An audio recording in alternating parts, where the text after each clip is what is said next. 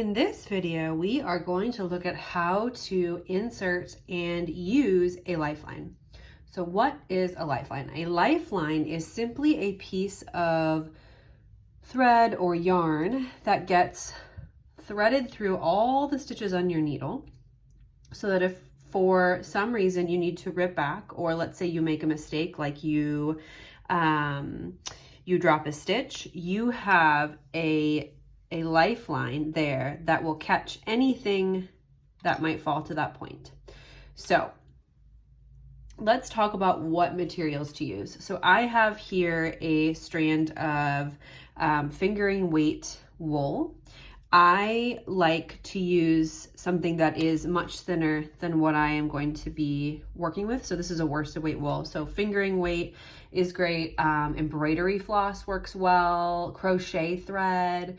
I have had people use fishing line or even unwaxed dental floss. But the key is something that's not going to shred easily. So when you go to work that next, after you've inserted and you go to work that next row, that you won't split this. Also, something that isn't going to leave color on your project. So if your piece was white, you wouldn't want to use this thread. You would want to use something that is white or uncolored, so that it wouldn't accidentally leave a mark, leave any sort of dye remaining on your work. It's very unlikely that it would do so, but we would just hate to have that happen. So I am using this for visual sake so you can see this, but what we are going to do to insert a lifeline is to thread our darning needle. And I like to move my work onto my cord here. I find it's easier to get my needle in than when it's actually on the needles here. So going in, we are actually going to be threading that darning needle through our stitches. Now, you don't want to split it, you just want to get it through the stitches. You can do a few and pull it all the way through. Do a few more.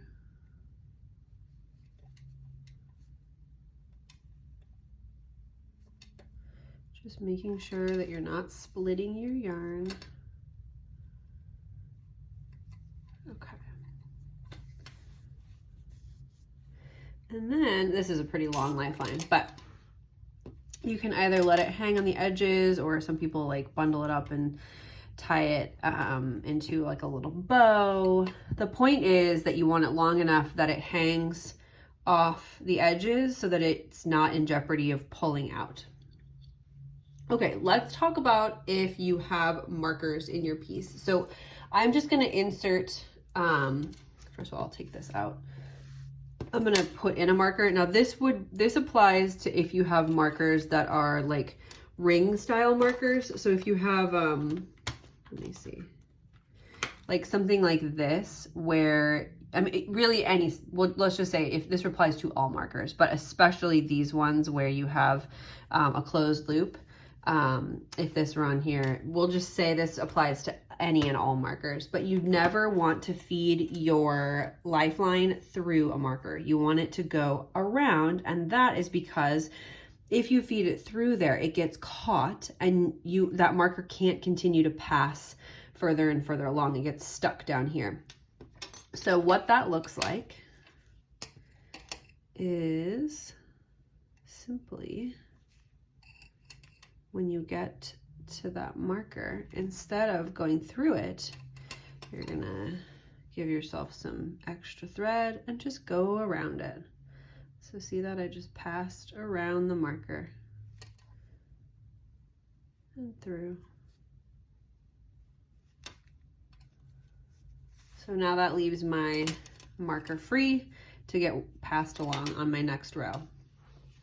Okay, so why might you use this? I am going to knit a couple rows. I'll meet you back here and I'll show you why this is a great idea and also how to actually use this. So before I knit these, I want to actually show you how to work that first row with your lifeline in place. So honestly, you just ignore it. You just work that row as if that yarn isn't even there. And it's a little hard to see it. I should have chosen something a little bit brighter, but you can kind of see it running through there. I'm literally just ignoring it. If I were to get it caught up in here, it's not the end of the world, but I'm doing my best to avoid it. And here we are at the marker. So now I can easily slip that. It's not caught in that lifeline. And I can move on down. Just ignoring it. If I need to, moving where it is. Okay, so then it looks like that, just kind of hanging out on that row below. Okay, so now I'm gonna work a couple rows. I'll meet you back here and we'll look at what it takes to actually use a lifeline and why you would.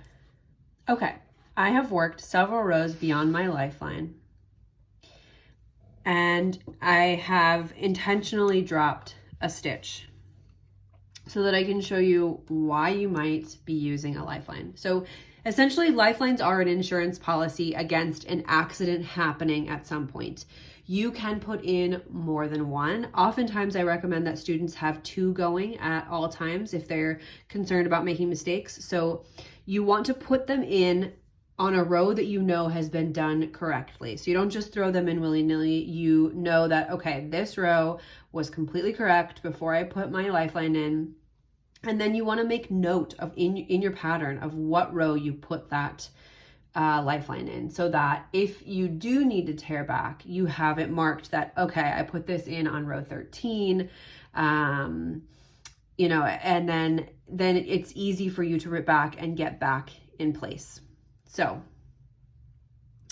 if I notice that I have a mistake and I don't feel comfortable laddering back up, or maybe it's all the way down here.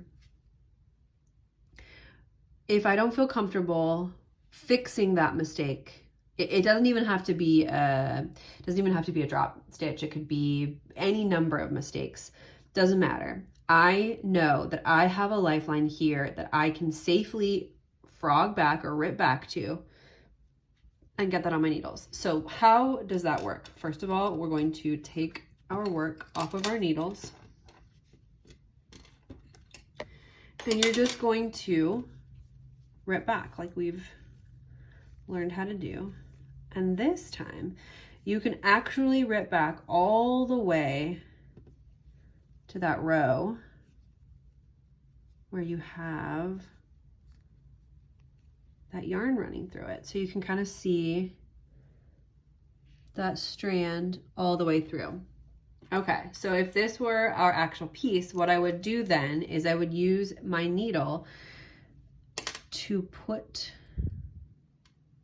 those stitches being held by that lifeline back onto my needle, just as I did when we learned how to frog. So that lifeline is keeping those stitches from dropping any further. It has secured them in place. Now, sometimes you may notice on the edges of a lifeline, and let's see if I can manufacture this, but for some reason, the yarn will, the stitch will kind of try and drop farther through. So you can kind of see how there isn't really a stitch sitting up nicely like over here. You can pull up that lifeline to kind of find that stitch. It's not going to disappear. You just got to get your needle into there. And there you go. There's your stitch. Sometimes if you tug up on that, it kind of reveals those stitches as well. Okay, so there you have all of your stitches back on. Obviously, you want to still count to make sure that you had the right number in case you didn't get one picked up or something. And then you can, if you need to, replace any markers, or you can replace those as you work down.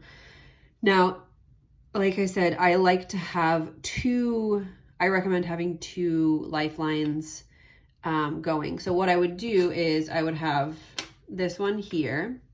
I would then work whatever repeat or amount of stitches felt good. So, you know, let's say your pattern has a 4-row repeat. If it feels good to you to put in a lifeline every 4 rows, then you can do that. If it feels safe to put in every 8 rows, that's fine. Whatever feels good to you. But what I would do is I would work that repeat. I'd put in my second lifeline. I'd work another set of repeats. Then I would remove this one.